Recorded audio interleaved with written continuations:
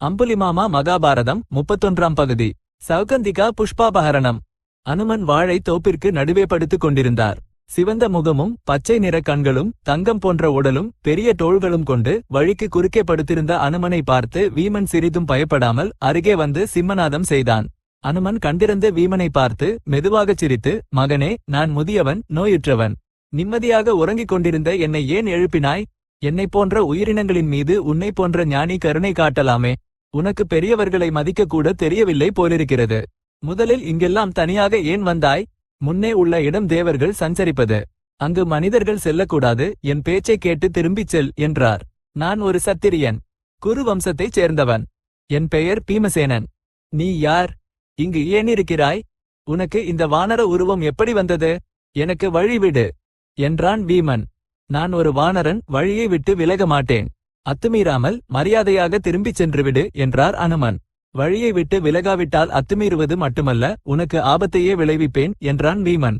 மகனே, நான் மிகவும் வயதானவன், நோயுற்றவன், நகர முடியாது. உனக்கு உண்மையாகவே செல்ல வேண்டும் என்றால் என்னை தாண்டிக் கொண்டு செல் என்றார் அனுமன். தாண்டிச் செல்வது மிகவும் தவறு என்று எனக்கு தெரியும். இல்லையென்றால் அனுமன் சமுத்திரத்தை தாண்டியதைப் போல ஒரே தாண்டாக தாண்டியிருக்க மாட்டேனா என்றான் வீமன். யார் அந்த அனுமன்? அவன் சமுத்திரத்தை ஏன் தாண்ட வேண்டியதாயிற்று என்று அனுமன் கேட்டார். என்னைப் போலவே அனுமனும் வாயுதேவனின் மகன். எனக்கு அண்ணன் முறை. மிகவும் சிறந்தவன். ராமரின் மனைவியை லங்காதிபதி தூக்கிச் சென்றபோது அவளை தேடி சமுத்திரத்தை தாண்டி இலங்கைக்கு சென்றான்.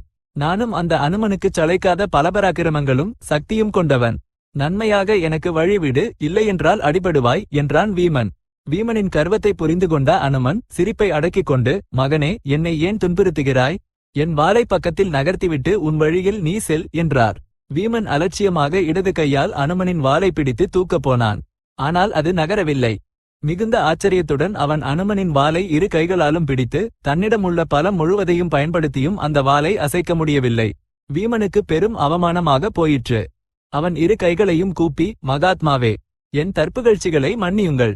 நீங்கள் தேவரோ கந்தர்வரோ, ஆனால் சாதாரண வானரர் மட்டுமல்ல. தடையொன்றும் இல்லையென்றால் உங்கள் கதை என்னவென்று சொல்லுங்கள். என்னை உங்கள் சீடனாக ஏற்றுக்கொள்ளுங்கள் என்றான். அதற்கு அனுமன், அப்பா, நானே அனுமன். வாலி சுக்ரீவர்களுக்கு பகை ஏற்பட்டபோது சுக்ரீவன் என் உதவியை நாடி நட்பு கொண்டான் என்று ராமாயண காலத்திய தனது கதை முழுவதையும் கூறினார். முடிவாக அனுமன், நான் இங்குதான் இருக்கிறேன். இங்கு கந்தர்வர்களும் வித்யாதரர்களும் தினமும் ராமகதையை பாடல்களாக பாடுவதை கேட்டு மகிழ்ந்து கொண்டிருக்கிறேன். இந்த இடம் மனிதர்கள் வரத்தகுந்தது அல்ல. இங்கு ஏன் வந்தாய் என்று வீமனை கேட்டார். வீமன் அனுமனுக்கு சாஷ்டாங்கமாக விழுந்து, மகாத்மாவே, இன்று உங்கள் தரிசனம் கிடைத்ததால் என் பிறவி அர்த்தாகமடைந்தது. சமுத்திரத்தை தாண்டிய நாளில் உங்கள் உருவம் எப்படி இருந்ததோ அதை காண்பித்து என்னை பாக்கியசாலையாக்குங்கள் என்றான். அன்றைய உருவத்தை இன்று காண்பிப்பது எனக்கு சாத்தியமா மகனே? காலத்துடன் எல்லாமே மாறவில்லையா என்றார் அனுமன். ஆனாலும் வீமன் பிடிவாதத்தை விடவில்லை. அப்போது அனுமன் தன் உடலை எல்லையின்றி பெருக்கினார். அந்த உடல் வாழை தோப்பு முழுவதையும் ஆக்கிரமித்துக் கொண்டு ஆகாயத்தை தொடுவது போல இருந்து சூரியனைப் போல பிரகாசித்துக் கொண்டிருந்தது. கண்கள் நெருப்புப் பொறிகளைப் போல இருந்தன. கோரைப்பற்கள் நீளமாகவும் கொடூரமாகவும் இருந்தன. புருவங்கள் அடர்த்தியாக பின்னப்பட்டிருந்தன. வால் பிரமாண்டமாக வளர்ந்து தரையை அடித்துக் கொண்டிருந்தது. அனுமன் வீமனிடம், என் உருவத்தை பார்த்தாயா மகனே?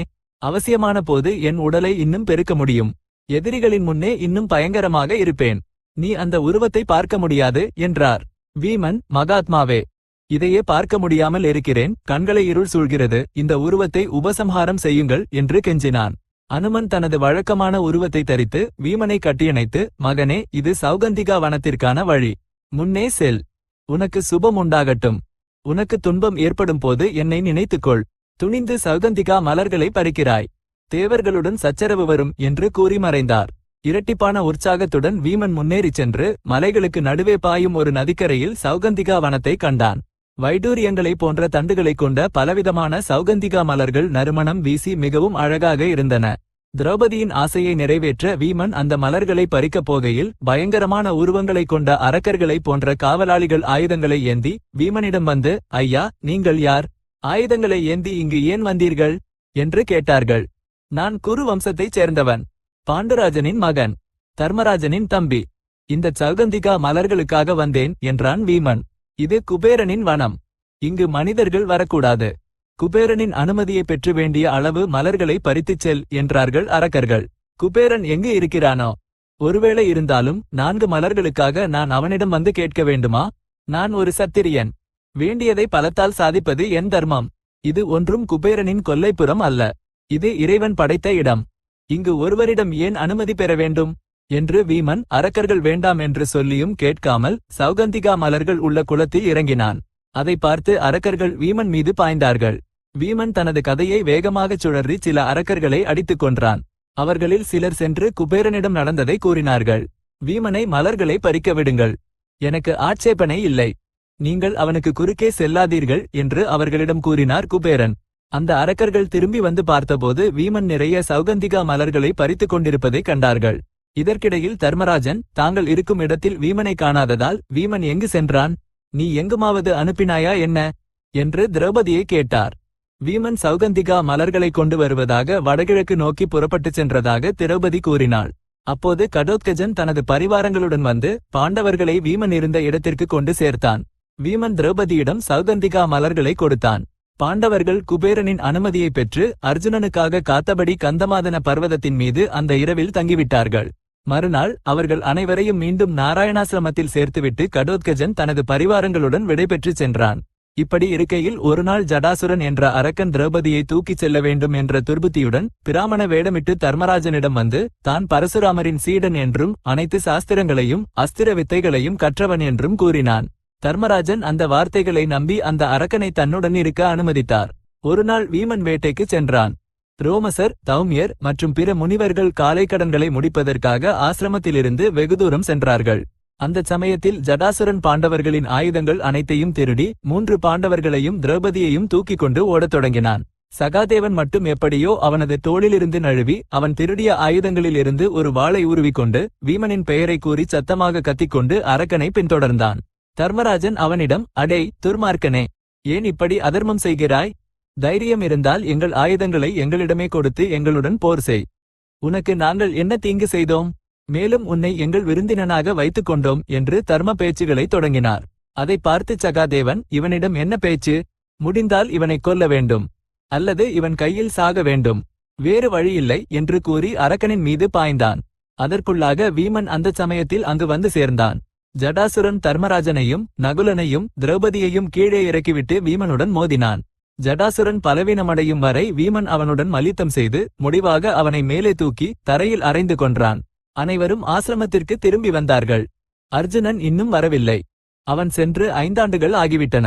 அவனுக்காக காத்தபடி பாண்டவர்கள் அந்த பகுதியில் உள்ள மற்ற மலைகளையும் ஆசிரமங்களையும் பார்வையிட்டு காலத்தை கழித்தார்கள். ஒருநாள் பாண்டவர்கள் 4வரும் ஓரிடத்தில் அமர்ந்து பேசிக் கொண்டிருக்கும் போது வானத்தில் ஒரு விமானம் பிரகாசித்துக் கொண்டு வந்து அவர்கள் இருக்கும் மலைக்கு அருகில் இறங்கியது. அதிலிருந்து தெய்வ புருஷனைப் போல அர்ஜுனன் இறங்கினான். சொர்க்கத்திலிருந்து திரும்பி வந்த அர்ஜுனன் அண்ணன்களுக்கு நமஸ்காரம் செய்து தம்பிகளை கட்டியணைத்து அவர்களுக்கு அருகிலேயே அமர்ந்தான். பாண்டவர்கள் அர்ஜுனனின் ரதத்தையும் அதன் அழகையும் ஆச்சரியத்துடன் பார்த்தார்கள். அதன் சாரதியான மாதலியை கௌரவித்து மரியாதைகள் செய்தார்கள். சொர்க்கத்தில் உள்ள நல செய்திகளை கேட்டு தெரிந்து கொண்டார்கள். அவர்களின் கேள்விகள் அனைத்திற்கும் மாதலி தகுந்த பதில்களை கூறிவிட்டு ரதத்தை மீண்டும் சொர்க்கத்திற்கு எடுத்துச் சென்றார். இந்திரன் அர்ஜுனனுக்கு பல திவ்ய வஸ்திராபரணங்களை கொடுத்தார். அர்ஜுனன் அவற்றை திரௌபதியிடம் கொடுத்துவிட்டு தர்மராஜனின் அருகிலேயே அமர்ந்து சொர்க்கத்தில் தனக்கு ஏற்பட்ட அனுபவங்கள் அனைத்தையும் தெளிவாக விவரித்து இவ்வாறு கூறினான். திதிக்கு புலோமை, காலகை என்று 2 மகள்கள். அவர்கள் பிரம்மாவை தங்கள் தவத்தால் மகிழ்வித்து தங்கள் சந்ததிக்கு தேவதானவர்களால் மரணம் இல்லாமல் இருக்கவும் ஹிரண்யம் என்ற பெரிய நகரம் அவர்களுக்கு வாசஸ்தலமாக இருக்கவும் வரங்களை கேட்டார்கள்.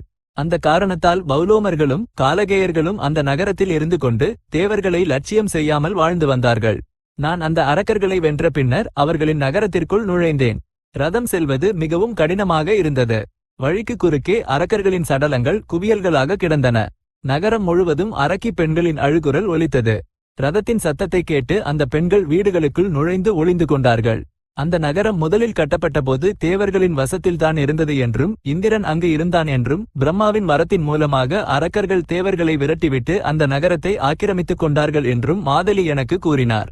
பௌலோமர் காலகேயர்களை எப்படி அழிப்பது என்று இந்திரன் பிரம்மாவிடம் கேட்க தேவதானவ இனங்களைச் சேராத ஒருவனால்தான் அது சாத்தியமாகும் என்று பிரம்மா கூறினாராம். இந்திரன் அந்த வேலைக்கு என்னை நியமித்து காலகேயர்களை கொல்வதற்காகவே எனக்கு திவ்யாஸ்திரங்களை அளித்தார். மறுநாள் அனைவரும் காலைக்கடன்களை முடித்த பின்னர் தர்மராஜன் அர்ஜுனனை அழைத்து அவன் பெற்று வந்த அஸ்திரங்களை காண்பிக்குமாறு கேட்டார்.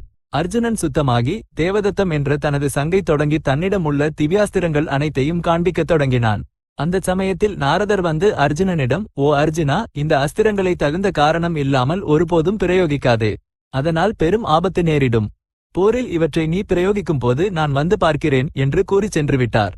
அம்புலிமாமா மகாபாரதம் 31ஆம் பகுதி சம்பூர்ணம். இப்போதுக்கு ஸ்வஸ்தி.